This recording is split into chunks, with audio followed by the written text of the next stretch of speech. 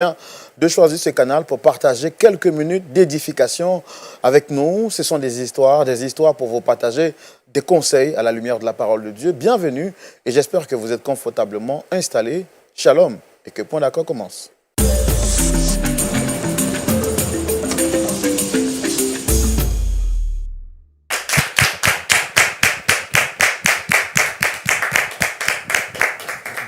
Ces applaudissements sont le signe également, la marque déposée de cette émission qui vous fait du bien, cette émission que vous aimez, que vous soyez au Burkina Faso, au Sénégal, au Cameroun, au Congo, Brazzaville, Kinshasa, peu importe l'endroit où vous êtes, peu importe l'endroit où vous vous trouvez, vous aimez cette émission et c'est avec beaucoup de plaisir que chaque semaine nous vous retrouvons pour un nouveau numéro.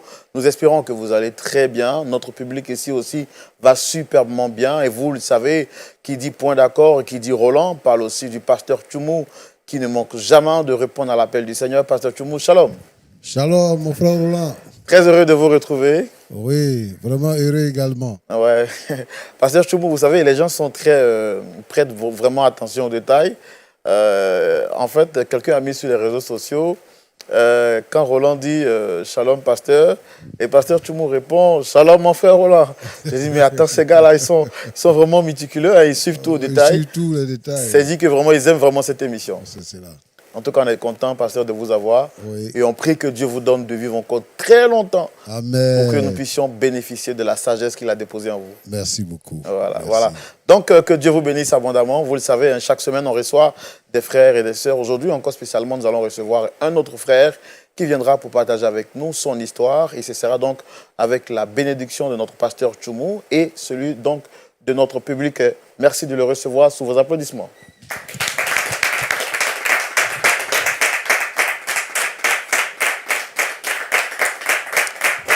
Shalom à vous. Shalom, pasteur. Merci de vous installer. Merci, présentateur. Alors, comment est-ce que vous allez? Ça va bien, par la grâce de Dieu. Super, on est très content de vous recevoir ici aujourd'hui. Alors, généralement, je me fais le plaisir de présenter les personnes qui viennent avant que même ces personnes ne puissent entrer ici sur ce plateau avec nous. Mais aujourd'hui, on va vous laisser le soin à vous de vous présenter. Ok, merci, c'est un journaliste. Moi, c'est monsieur Ezekiel. Et il faut dire que je suis conseiller client dans une structure bancaire de la place. D'accord. En tout cas, vous avez la voix d'un conseiller client. Merci beaucoup. Alors, et vous êtes chrétien, vous partagez vos cultes dans une assemblée, c'est ça? Oui, effectivement, je suis chrétien. Je fais mes cultes dans une assemblée, oui, chaque dimanche. Je suis régulier, j'honore la parole de Dieu. J'agis en fonction de la parole de Dieu. On peut dire ça. D'accord. Et si vous êtes ici aujourd'hui, c'est parce que vous avez une histoire à partager avec nous. Et là, aujourd'hui, vous avez une chaise qui est juste en face de moi. Quelle est la personne que vous souhaitez rencontrer ici? Eh bien, merci beaucoup. Il faut dire que je suis issu d'une famille modeste, une famille très modeste. Et après l'obtention de mon bac. Non, ça, je pense que vous avez commencé à raconter l'histoire. On va le faire tout de suite dans notre rubrique, le grand déballage. Mais je demande quelle est la personne d'abord que vous souhaitez rencontrer ici d'abord. Celui dont je souhaite rencontrer aujourd'hui, c'est mon mentor.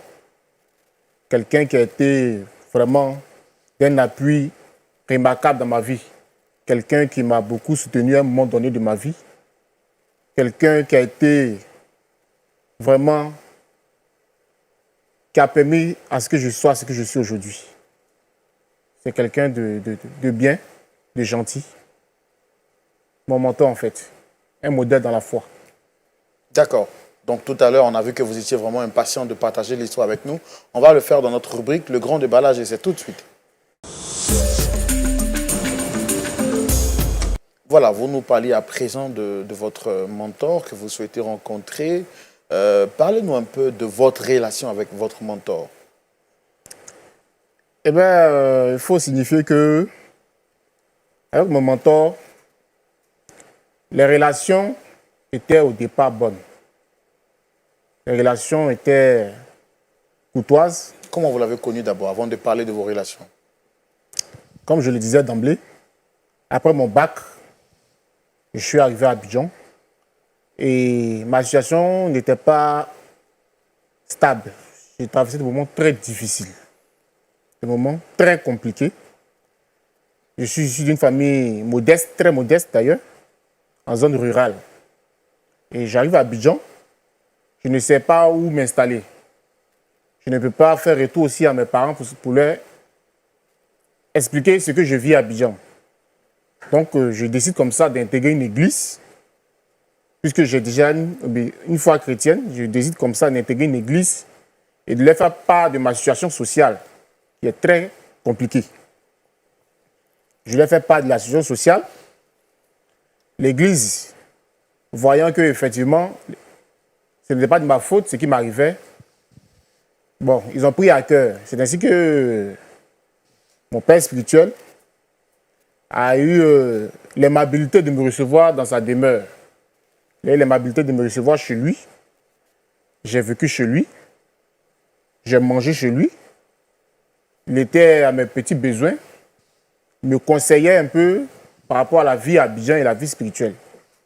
C'est dans cette optique-là qu'on s'est connus, à l'église. C'est comme ça, lui et moi, on a fait connaissance.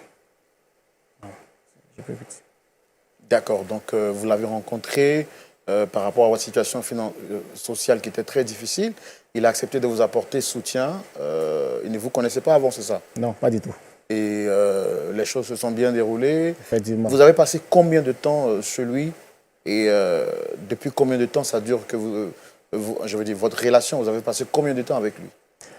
J'ai passé 5 ans avec lui. 5 années, bien comptées. Juste après le bac? Juste après le bac. Question d'avoir le BTS, c'est chez lui que j'ai eu mon master et autres. J'ai fait tous mes diplômes. Étant donné que je suis issu d'une famille modeste, il fallait mettre les moyens à disposition au plan personnel pour avoir ces diplômes. Et c'est ce que j'ai fait. J'étais chez lui, il faut reconnaître.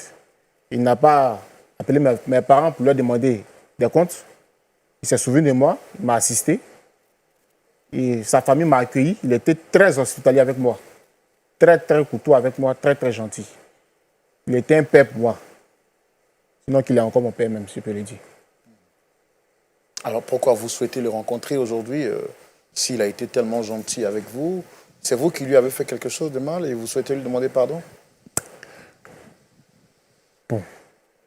À cette question, je suis un peu perplexe. Je voulais un peu qu'il éclaire un peu ma lanterne. Parce que quand je suis allé chez lui, tout était, comme on le dit, rose. Tout allait bien. Je lui rendais service, j'étais à ses petits soins. Puisqu'on était en même temps aussi dans la même communauté. J'étais souvent, si on peut le dire, à ses ordres. Je l'ai toujours estimé, puisqu'il a porté son affection pour moi. Et chemin faisant, à un moment donné, je cherchais du travail. Après l'obtention du BTS, je cherchais du travail, de ça et là. C'est ce que Dieu aussi se souvient de moi et qu'il m'ouvre les portes dans une structure financière, comme je vous l'ai aussi mentionné, en tant que conseiller client. J'ai eu la chance d'avoir du travail en tant que conseiller client. Et c'est en ce moment-là, précisément, que les rapports entre moi et mon mentor se sont détériorés. Tout a volé en éclats. Il y a eu une situation un peu, une ambiance un peu lourde, situation d'ostracisme, de rejet. Bon, je n'ai pas compris. Je me suis dit que c'est un homme. Bon, tous les hommes ont des humeurs, tous les hommes ont des comportements. Mais qu'est-ce qui peut le motiver à agir de la sorte? Je ne savais pas. Bon, mais je ne faisais pas de prise de bec avec lui. C'est-à-dire que je ne faisais pas de chaufferie avec lui. Étant donné que je ne suis pas chez moi, donc je n'ai pas le droit de lever le ton sur lui, de lui dire des choses. Tout ce qu'il me disait, j'acceptais. J'ai fait profil bas, mais la relation allait de mal en pire. La relation allait de mal en pire. Et même au niveau de la communauté aussi, ça s'est ressenti au niveau de la communauté. Tout était devenu lourd. Je ne savais pas pourquoi. C'est comme ça un jour aussi que j'apprends que mon mentor dit des choses de moi dans la communauté que nous deux on fréquente. Et le pire, étant dans ma structure, j'avais postulé au poste pour entrer dans le service de comptabilité. Et tu vois que là-bas, c'est de l'argent. Donc, il fallait renseigner les papiers. Et quand j'ai renseigné les papiers, ils m'ont demandé quelle personne que la structure peut contacter en cas de besoin. Bon, évidemment, mes parents sont dans les zones rurales, très modestes. Qui choisit? J'ai choisi automatiquement celui-là qui m'a fait confiance, sans me connaître. Il m'a pris celui qui m'a tout donné. C'est celui-là que j'ai choisi comme la personne qui devait, voilà, à contacter en cas de besoin. C'est celui-là que j'ai choisi. Et ce concours interne n'a pas réussi. Ça n'a pas marché. Pourtant, toutes les étapes du concours, je les avais franchies avec brio. Et j'étais même celui-là même qui était au peloton de tête même. Peloton de tête au niveau du concours. Mais, tout à coup, brusquement, on me dit, moi, je ne suis pas retenu. C'est quelqu'un d'autre qui n'est même pas de la structure qui est retenu. Pourquoi? Moi, je n'arrivais pas à comprendre. C'est après que quelqu'un m'informe que, en fait, c'est mon mentor qui a eu à dire des faussetés de moi, qui a eu à rendre un faux témoignage de moi. C'est lui qui a dit des faussetés de moi, qui a même dit que j'ai détenu l'argent à l'église et que j'étais un voleur, que je volais dans sa maison.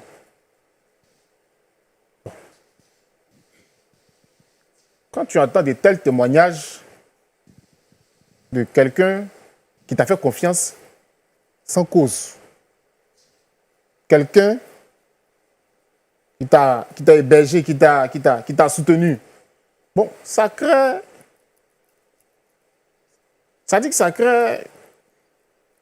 un traumatisme. Mais pourquoi lui, il peut dire ça de moi? Pourquoi il peut trouver des errements sur moi? Pourquoi il peut dire de telles choses sur moi? Je n'arrivais pas à comprendre. Qu'est-ce qui l'a motivé à dire de tels trucs sur ma personne? Quelqu'un pour qui j'ai eu de l'estime, quelqu'un qui m'a apporté son affection au moment même, bon, où il ne pouvait même pas le faire, il n'était même pas c'était pas dans son devoir de le faire, il l'a fait. Et à ce point précis-là, il dit de telles choses sur moi, je n'arrivais pas à comprendre. Laissez-moi dire, je n'arrivais pas à comprendre. C'est ce qui a fait que, étant donné que cette Lucane-là aussi a restauré beaucoup de personnes par cette émission que je suis, j'ai décidé de le convoquer en ce jour et l'inviter ici pour qu'il s'explique. Voilà. Qu'est-ce qui a pu l'encourager à faire cela? Ça, en fait. D'accord, mais vous êtes, quand vous parlez de mentor, c'est après vous êtes son filleul. Vous pouvez aller vers lui pour lui demander qu'est-ce qui se passe. La procédure biblique demande que quand quelqu'un vous a fait du tort ou quelqu'un a quelque chose contre vous, vous pouvez partir vous seul. Ensuite, vous prenez des témoins. Après, vous prenez l'Église. S'il refuse de vous écouter, en ce moment, c'est un anathème. Est-ce que vous êtes parti vers lui, vous, personnellement? Bon, il faut dire que lorsque j'ai commencé à exercer dans cette structure financière, les rapports étaient un peu difficiles. Quand je l'appelle, il voit mon numéro, il ne décroche pas. Bon. Je le rappelle d'un autre numéro, qui n'est pas le mien. Il décroche, qu'elle attend ma voix, il me dit l'occuper. À l'église, c'était un peu distant. Puisque au niveau de l'église même, c'était un peu compliqué. Les personnes qui me faisaient confiance au préalable ont commencé à élever des doutes sur ma personne, ont commencé à m'écarter, on me traitait d'arrogant, on me traitait d'orgueilleux, quelqu'un qui, quoi qu'il arrive, on t'a vu ici, tu es venu devant nous, on t'a accueilli. Aujourd'hui, tu as une situation, tu deviens impoli. Tu as une situation financière stable, tu es arrogant, tu es impoli. Donc, j'avais du mal même à rentrer en contact avec lui. Et bien, quand je le vois à l'église, il me dit, j'ai une réunion, je viens tout à l'heure. C'est ce qui m'a motivé même à quitter chez lui. C'est ce qui m'a motivé à quitter chez lui pour prendre moi-même ma démarche. Vous êtes parti de chez lui comment? En de bons ou en de mauvais termes? Bon, je n'ai pas voulu avoir de prise de bec avec lui parce que c'est un aîné après tout. quand on te rend service, tu dois avoir de la reconnaissance. La Bible nous l'enseigne. Ce n'est pas à cause d'une situation que va tout faire voler un éclat. Donc j'ai décidé de ne pas faire d'histoire. Je ne veux pas d'histoire. Je l'ai approché, lui a dit, ah, tu m'as ouvert les portes, merci pour ce que tu as fait pour moi, mais je crois qu'il est temps maintenant que je prenne chez moi. Il est temps que je parte vivre à mon propre compte. Je te remercie pour tout ce que tu as fait pour moi, mais il faut qu'on se sépare. C'était à la suite d'une situation qu'il avait faite qui ne m'avait pas beaucoup plu. À la suite de quelque chose qu'il avait fait qui ne m'avait pas du tout plu. Bon, pas que j'étais aussi le diable de la maison. Ce que je pouvais faire pour la maison, je le faisais. Ce que moi, je pouvais faire pour la maison, pour venir aux charges de la maison, à mon même niveau, je le faisais. Mais bon, tu travailles maintenant. Tu as les moyens de te prendre en charge, prends-toi en charge. Ne reste pas encore sous la... Non, il ne faut pas abuser de sa gentillesse. Donc, j'ai préféré prendre ma maison. Ça s'est passé dans la courtoisie sans histoire. Sans histoire. C'est comme ça qu'on s'est séparés. Quand vous dites que vous le sollicitez sur le plateau pour qu'il vienne s'expliquer, on s'explique généralement envers quelqu'un qui est quelqu'un dont nous sommes supérieurs. Alors que vous êtes le filleul, je trouve ça un peu trop osé de votre part, en fait. Pourquoi vous souhaitez le voir exactement? Parce que je sache, je ne trouve pas cela osé, puisque selon les échos et selon ce que j'ai vu, moi, de mes propres yeux, cette émission a permis à plusieurs personnes d'être restaurées, de résoudre leurs affaires internes. Ça a résolu plusieurs problèmes dans nos sociétés. Je le sollicite, effectivement, parce que s'il y avait quelque chose, nous sommes des humains, s'il y avait quelque chose que j'ai pu poser, qui a pu aller dans le sens de le vexer, devant la nation, devant ma famille, devant sa famille, devant la communauté chrétienne dans laquelle que nous fréquentons ensemble, je vais m'excuser. Devant tout le monde, je vais présenter mes excuses. Donc, si je comprends bien, vous souhaitez lui parler pour qu'il vous dise. Donc, c'est un moyen pour vous de vouloir lui demander pardon si vous avez fait quelque chose de mal que vous nous ignorez. Effectivement. Je suis un humain, je peux faire des choses. Je peux faire des erreurs. Si, par maladresse, j'ai agi contrairement à ces principes, devant la nation, devant tout le monde entier, je vais me présenter mes excuses. Je vais présenter mes excuses. Pourquoi on passe ce chapitre?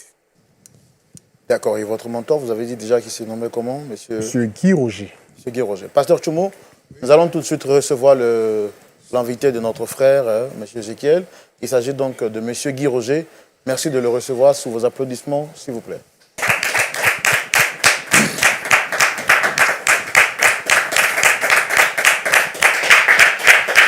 Shalom. Shalom à vous. Monsieur Guy Roger, soyez le bienvenu. Oui, merci. Vous allez bien, j'espère. Oui, ça va, ça va. Ézéchiel. Ézéchiel. Il fait quoi ici? Alors, oui, je vois que vous êtes vraiment étonné d'être ici. Bon, je suis le frère Roland. En face, vous avez le pasteur Jean-Yves Tchoumo. Vous êtes à l'émission Point d'accord. Vous avez été sollicité sur ce plateau pour avoir un échange avec votre filleul ici, monsieur Ézéchiel. En fait, il a souhaité vous voir parce qu'il nous a fait comprendre qu'il y a quelque chose qui ne va pas entre vous. Et il voudrait profiter de ce plateau-là pour vous demander pardon si jamais il a fait quelque chose que vous n'avez pas apprécié, en fait. Et donc, je pense que comme vous êtes là, mais avant, je voudrais vous demander quels sont les rapports qui vous lient avec M. Ézéchiel ici. Monsieur le journaliste, c'est mon fils spirituel. Ézéchiel est mon fils spirituel. Je l'ai adopté. Je l'ai récupéré au moment où personne ne pouvait l'aider. Je lui ai tout donné. J'ai dépensé mon argent sur Ézéchiel pour qu'il puisse réussir. Je l'ai éduqué par la parole de Dieu. J'ai fait de lui ce qu'un homme doit devenir. Mais qu'est-ce qu'il devient? Je ne sais même pas. Je ne sais même pas ce qu'il devient. Vous avez perdu contact avec lui? Oh, il essaie souvent, bon. Mais il ne vit même plus avec moi. Un matin, il se lève, il dit, il va prendre une maison. Et puis il s'en va. Il a oublié là où il a mangé. Il n'avait personne pour l'aider. J'ai pris Ézéchiel dans cette ville d'Abidjan.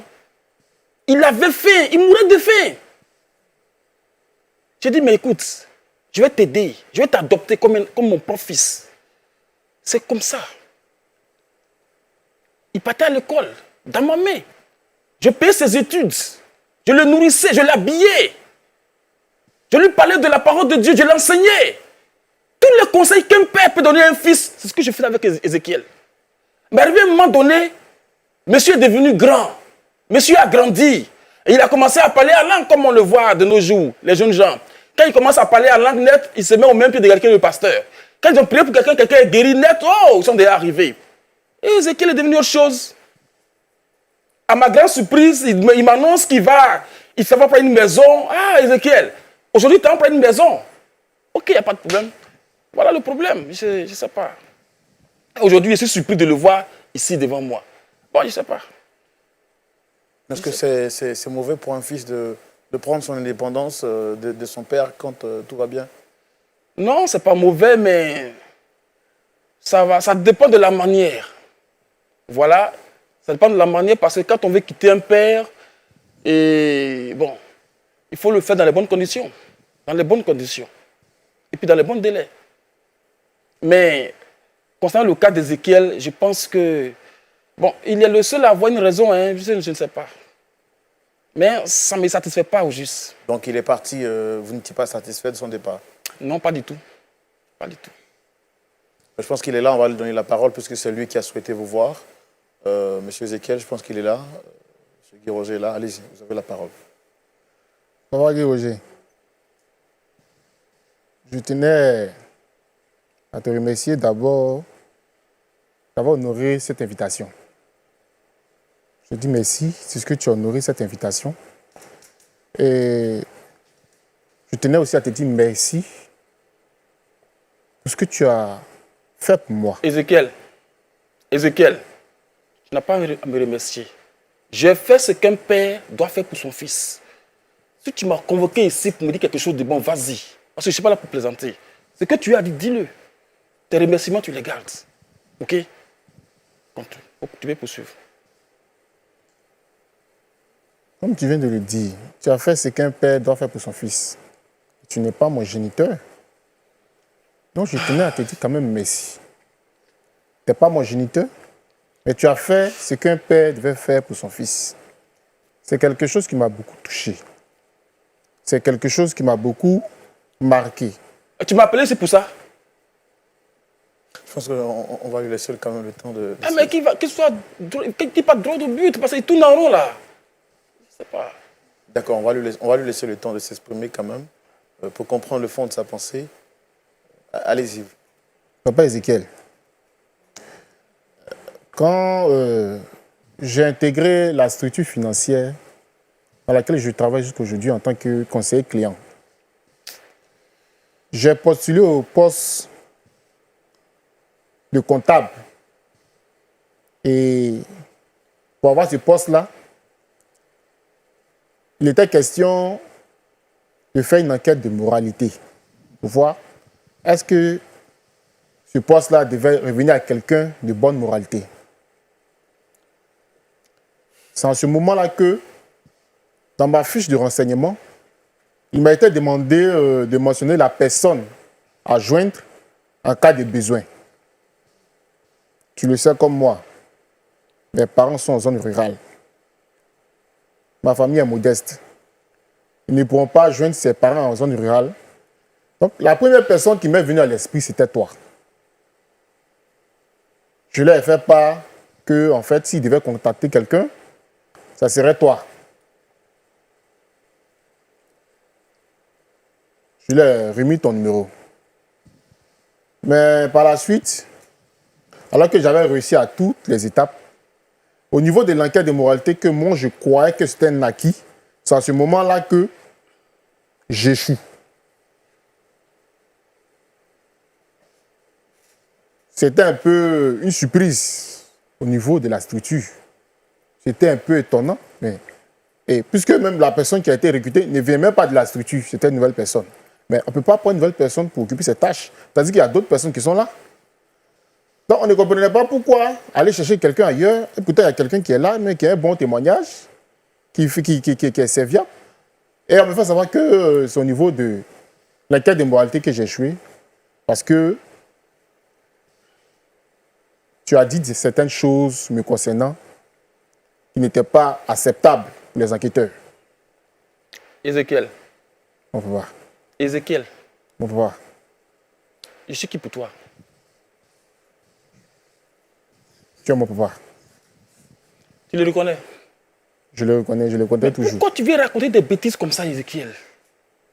Je t'ai pas élevé comme ça. Je t'ai pas éduqué comme ça, Ézéchiel. Tu me trimbales ici devant tout le monde et puis tu dis non, c'est moi, j'ai fait. Ézéchiel, méfie-toi. Tu as pris ça où?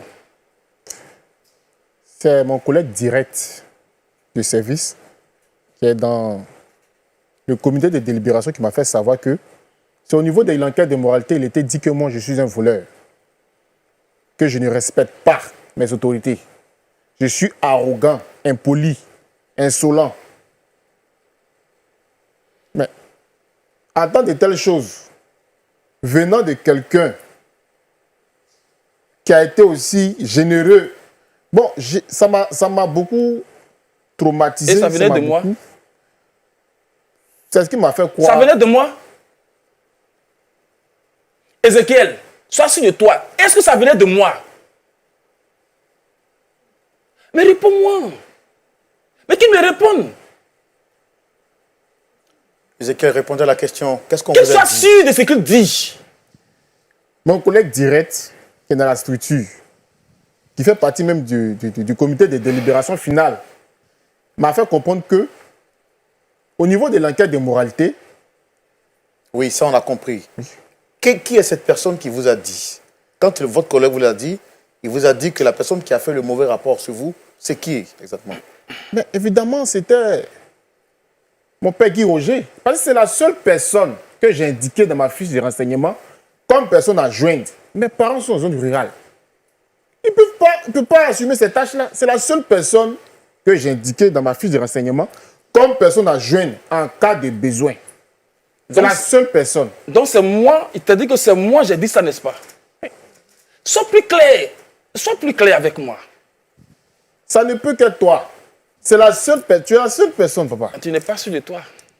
Il n'est pas sûr de lui. Est-ce que tu as eu la confirmation? Tu as eu autre confirmation à part celle de ton collègue? Oui. Parce qu'on ne comprenait pas comment se fait que ce poste qui était dévolu à un ancien de l'entreprise puisse revenir à quelqu'un qui n'était pas dans l'entreprise. On l'a déjà compris. À part votre collègue, est-ce que vous avez eu autre confirmation? Effectivement, j'ai eu d'autres confirmations que... Parce que j'avais passé toutes les étapes. C'était la dernière étape pour avoir le poste. Et qui c'est qui a confirmé à part votre collègue? La secrétaire du DG m'a informé que c'était au niveau de l'enquête de moralité que j'ai échoué. Ce que nous, on veut comprendre, nous sommes sur un plateau chrétien. Oui. On ne veut pas accuser quelqu'un inutilement. Effectivement. Votre collègue vous a dit qui était à l'origine de ce mauvais rapport. Effectivement. Qui? C'est qui exactement? C'est mon mentor ici présent. La secrétaire du DG a dit que c'était qui? C'était mon mentor ici présent. Il y avait une troisième personne qui avait confirmé? Non, ce sont les deux témoins qui m'ont dit que c'était ça. Monsieur Guy Roger. Ouais.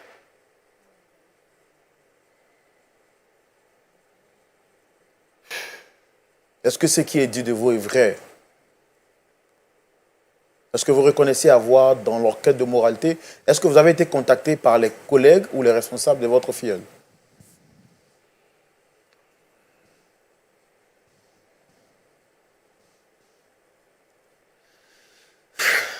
Monsieur Guy Roger, Oui, je suis là. est-ce que vous avez été contacté par les collègues ou les responsables de votre filleul pour l'enquête de moralité? Juste, ils m'ont contacté. Et devant Dieu, je ne peux pas mentir. J'ai été contacté et j'ai dit ce qu'il a suivi tout à l'heure. Ézéchiel est mon fils. Ézéchiel, c'est mon fils. Je l'ai aimé et je l'aime toujours. Et je me rends compte que c'est en ce moment que je me rends compte de ce que j'ai fait de grave. Je n'ai pas vu ça venir. Effectivement, Ézéchiel, c'est moi qui avais agi comme ça. C'est moi qui avais agi ainsi. Donc vous reconnaissez avoir dit des faussetés sur lui. Ouais. Je ne peux pas mentir devant des caméras, devant le monde entier, devant le Seigneur. Mais donc toutes ces questions que vous étiez en train de poser, c'était donc pour l'intimider. Il fallait qu'il soit sûr de ce qu'il dit. Parce que, franchement, je me sentais gêné. Sérieusement, je me sentais gêné. Et je ne pouvais pas... Je ne savais pas quoi dire. Donc, je voulais savoir si c'était réellement... c'était une information authentique qu'il avait. C'est pourquoi j'étais en train de lui poser des questions. Je pensais qu'il était en train de douter un peu. Il était en train de se balader. Mais là, si ça vient de la secrétaire, c'est que l'information est vérifiée. Et je ne sais pas quoi dire parce que je suis en train de détruire la vie de mon fils.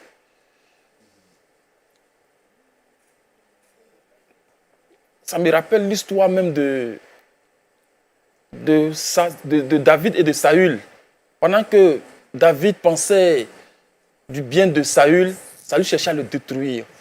Et je ne sais même pas ce qui m'a poussé à agir ainsi. La source, c'est la jalousie. Je voulais qu'il grandisse, je voulais qu'il réussisse. J'ai tout mis en œuvre pour que le fils d'Ézéchiel devienne quelqu'un. Mais je ne sais pas pourquoi, dès qu'il a commencé à travailler, tout de suite, je suis devenu bizarre.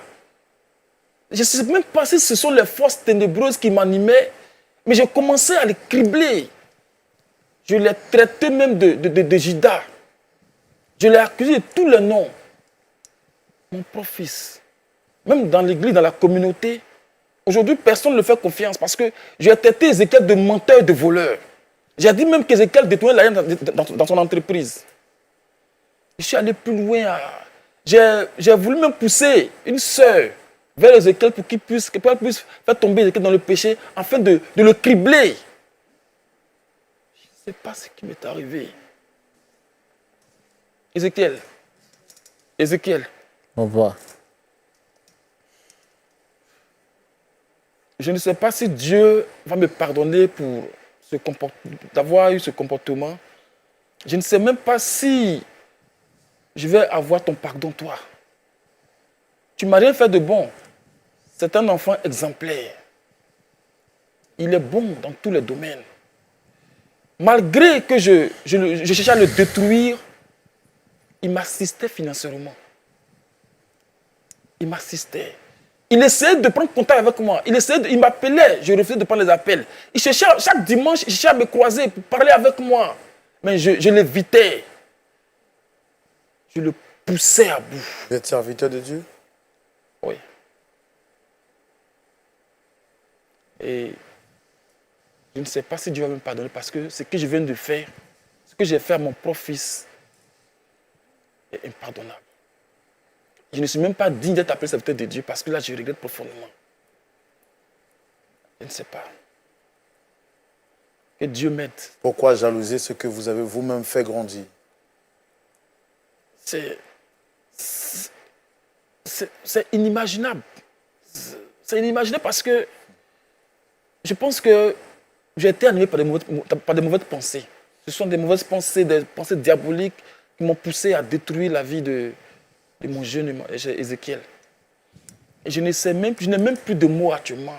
Je suis vraiment sonné en moi-même. Je suis profondément touché. D'accord, je comprends. Je comprends ce que vous dites. Je comprends ce que vous dites. Pasteur Tchoumou, les surprises, on ne finira pas d'en voir ici sur ce plateau. Nous avons été vraiment servis encore aujourd'hui. Moi qui pensais que Ézéchiel était coupable, qu'il était condamnable, parce que je voyais dans son propos, effectivement les propos peut-être d'un fils arrogant. Et justement, quand son père est arrivé, j'ai vu en lui un père qui a tout donné. Je m'apprêtais même donc à joindre ma voix à Ézéchiel pour lui demander pardon. Et voici ce qu'on vient de découvrir. Pasteur Tchoumou, le monde est vraiment inquiétant. Votre point de vue, c'est tout de suite dans la rubrique à la loupe de la parole. Mon frère Roland, Oui, pasteur. dans la vie, Dieu met des gens sur notre chemin. Et c'est une bonne chose. Un enfant qui est venu du village parce qu'il a eu son bac. Vraiment, il a été bon en le recueillant. Et à l'ENDA, c'est une bonne chose. Moi, je l'ai écouté. Je l'ai nourri. Il a pris mon argent. Je l'ai habillé. Je lui ai donné une éducation. Je suis son père. D'accord. C'est un peu arrogant quand même. Et toi-même, tu as reçu un enfant que tu as aidé pour qu'il devienne quelqu'un. Les enfants qu'on aide dans la vie, là, c'est pour que un jour, dans nos vieux jours, ils puissent nous rendre ce que nous avons fait. Mais Roland, Pasteur. ça ne se limite pas là. Aujourd'hui, même dans les familles, il y a des frères, il y a des sœurs qui sont jaloux du succès de leurs propres frères, même père, même mère. Il y a des gens qui sont jaloux de leur femme. Il a épousé, hein, c'est sa femme, ils sont à la maison. Mais la femme a du succès et il est jaloux. Il y a des gens qui sont jaloux comme ça. Il n'y a pas de lien. Vous êtes connu par abus. Vous avez dit c'est mon ami. Et il est jaloux.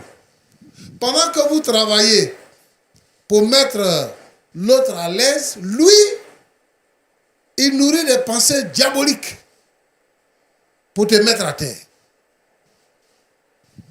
Dans les services, ton collègue de travail, vous venez au travail, vous riez, mais dans son cœur, parce que toi, tu as du succès, il veut te détruire.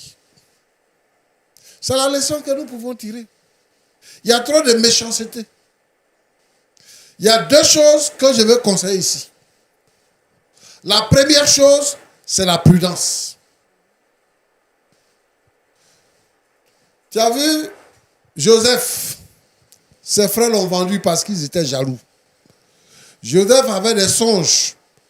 Et ils se sont dit également que leur père aimait Joseph.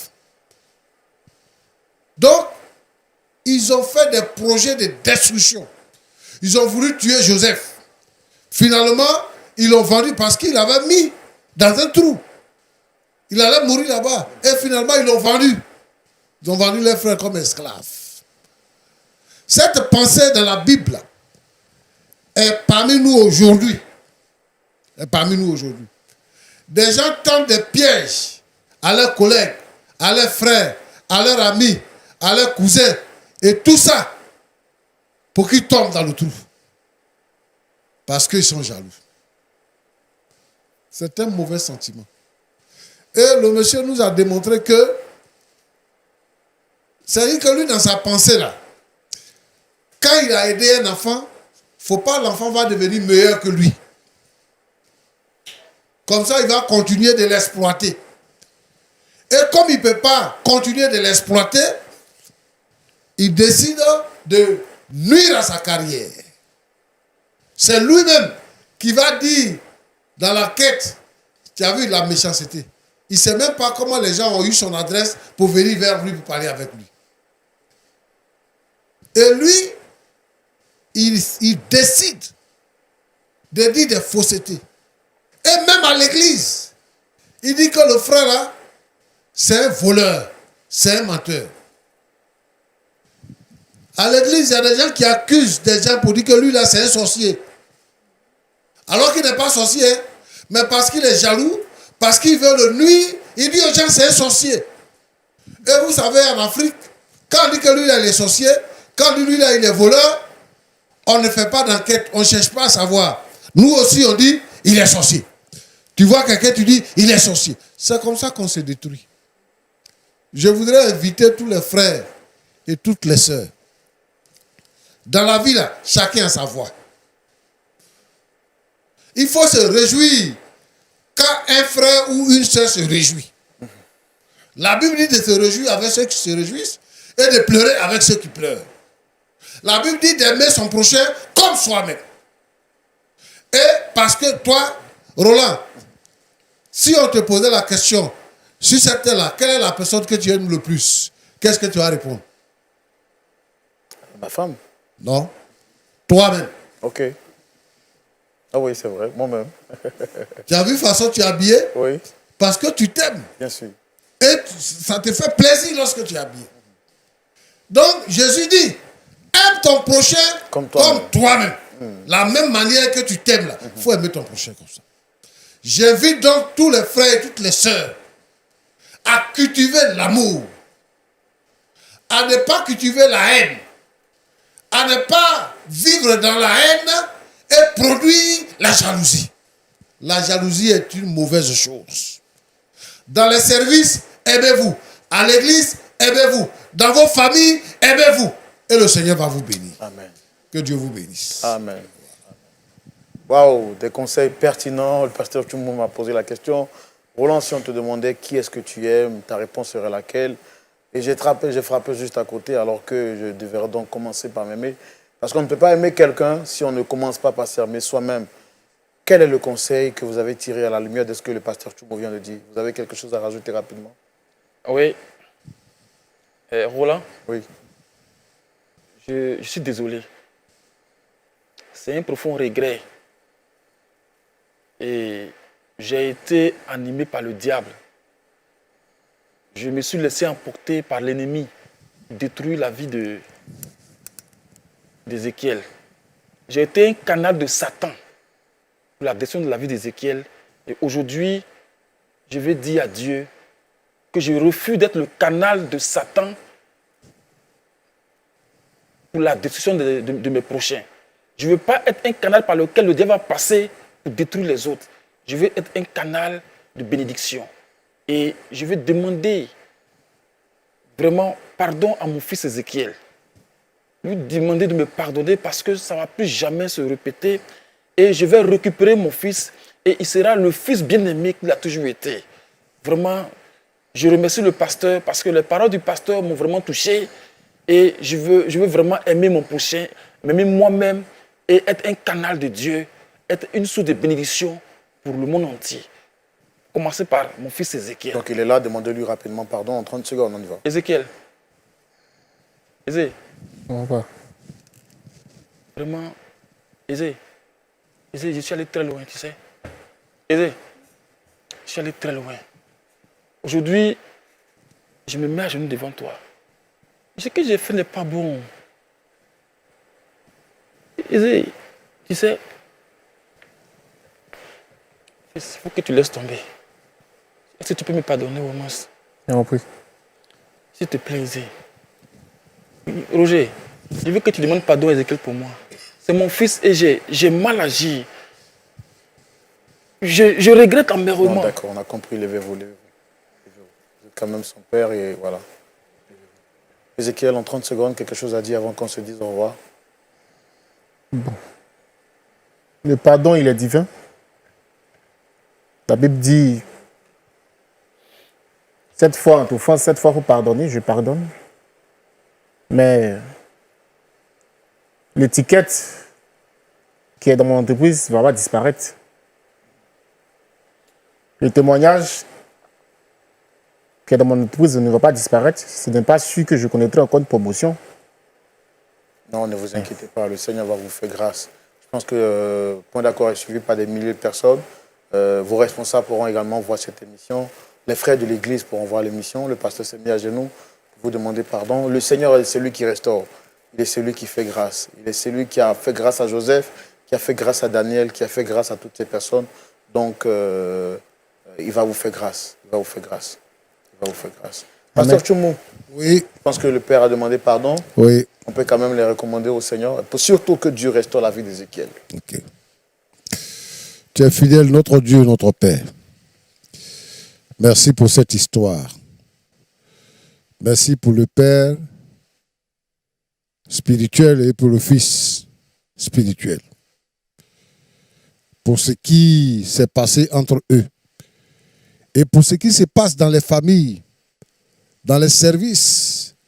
Seigneur, notre Dieu, notre Père, je te demande, ô Dieu, de pardonner au Père et de permettre à Ézéchiel de pardonner véritablement, afin qu'il soit restauré. Si nous ne pardonnons pas, tu ne nous pardonneras pas non plus. Alors touche le cœur d'Ézéchiel, parce que son père spirituel se met à genoux devant lui pour lui demander pardon. Je veux, Seigneur notre Dieu, qu'il accepte le pardon. Maintenant, en ce qui concerne son service, je sais que les choses vont changer. Et si, Seigneur notre Dieu, quelqu'un a été humilié, si quelqu'un a subi, Seigneur, la fureur, la jalousie de la part de son frère, de son cousin, de son collègue, de son patron, Seigneur notre Dieu, de son époux, Seigneur éternel des armées, je te demande, ô Dieu, de pardonner et d'ouvrir les portes afin que, Seigneur notre Dieu, ta bénédiction vienne. Que la gloire te revienne au nom de Jésus. Amen. Vous avez suivi ce numéro spécial de Point d'accord. La jalousie est un vilain sentiment et nous venons de le constater sur ce plateau. Nous bénissons le Seigneur qui a permis que le pasteur Tchoumou nous donne des sages conseils pour réconcilier M. Guy Roger avec son filleul, M. Ézéchiel, qui repartent avec le sourire et avec la joie. On va leur demander de se faire donc une accolade avant qu'on leur dise donc au revoir. Une accolade rapidement, voilà. Voilà, que le Seigneur vous bénisse abondamment. Et puis à vous toutes et à vous tous qui traversez des moments difficiles, nous prions que le Seigneur vous donne la paix dans votre cœur. On se retrouvera la semaine prochaine. D'ici là, que le Seigneur vous bénisse. Gardez votre cœur, puisque toute autre chose, c'est de là que viennent les sources de la vie. Shalom. Que Dieu vous bénisse.